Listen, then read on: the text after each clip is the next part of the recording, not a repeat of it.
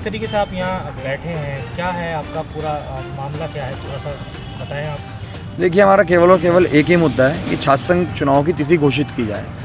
हम पिछले साल भी यहाँ पर हमारा आंदोलन चला था और छात्र संघर्ष समिति यहाँ पर पूरी डीएवी महाविद्यालय की बैठी है और पिछले वर्ष भी हमारे कुछ साथी टावर पर चढ़े थे, परंतु उसके बाद भी सरकार द्वारा हमें आश्वासन दिया गया था कि छात्र संघ चुनाव की तिथि जल्द घोषित की जाएगी, परंतु पिछले वर्ष भी टालम टोली करके हमारा बेवकूफ़ यहाँ पर सरकार द्वारा बनाया गया और इस वर्ष भी सरकार वही काम कर रही है। माननीय धन सिंह रावत जी का कहना है कि मैं पूरे प्रदेश में चुनाव कराऊंगा, परंतु डीएवी महाविद्यालय में मैं चुनाव नहीं करा सकता हूं क्योंकि ये मेरे हाथ में नहीं है, ये वीसी कराएंगी। जब हमने प्राचार्य महोदय के द्वारा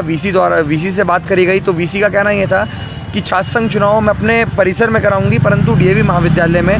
माननीय मंत्री जी छात्र संघ चुनाव, मतलब एक तरीके से टालम टोली की जा रही है और हमारा बेवकूफ़ बनाया जा रहा है। यहाँ पर भाजपा सरकार इस समय पे एक ऐसी अंधी गूंगी बहरी सरकार हो चुकी है जो कल तक बात करती थी कि युवाओं के हित की बात करती थी, युवाओं के वेलफेयर के लिए बात करती थी, वो आज केवल और केवल युवाओं के अनहित की बात कर रही है। छात्र संघ चुनाव का एक मुद्दा नहीं है, आप छात्र संघ चुनाव ले लीजिए या आप युवाओं के लिए, और जो उन्होंने आर्मी भर्ती में कर दिया है, इतना बुरा कर दिया। आप हमने फ़ोटो भी लगा रखी है, आप देख सकते हैं कमलेश जो लड़का है जिसको मजबूरन आत्महत्या तक करनी पड़ी, और हमें इतना दबाव इस समय भाजपा द्वारा हो चुका है कि हमें लगता है कि हम में से एक भी कमलेश जल्दी बनेगा और जल्दी हमें भी ऐसा ही कोई कदम उठाना पड़ेगा, क्योंकि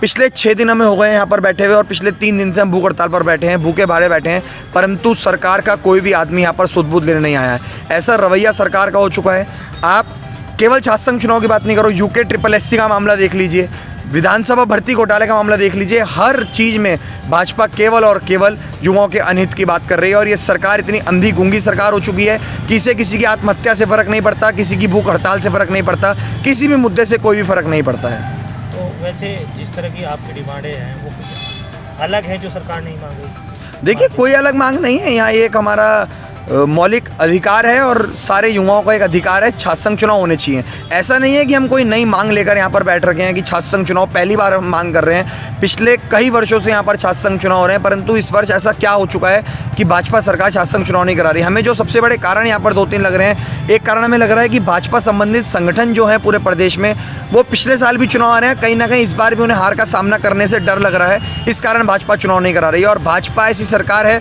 जो केवल और केवल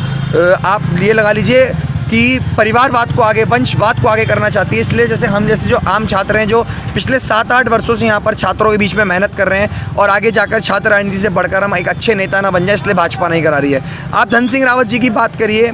पुष्कर सिंह धामी जी की बात करिए, और आप पी नड्डा जी की भी अगर बात करेंगे तो ये सभी ये छात्र राजनीति से आगे बढ़ गई, आज इस मुकाम पर पहुँचे हैं। परंतु आज भाजपा को ऐसा क्या हो चुका है, इस मीडिया के माध्यम से आज मैं उनसे सवाल करना चाहता हूं कि ऐसा क्या कारण है कि आप छात्र संघ चुनाव नहीं करा रहे हैं। यानी कि वीसी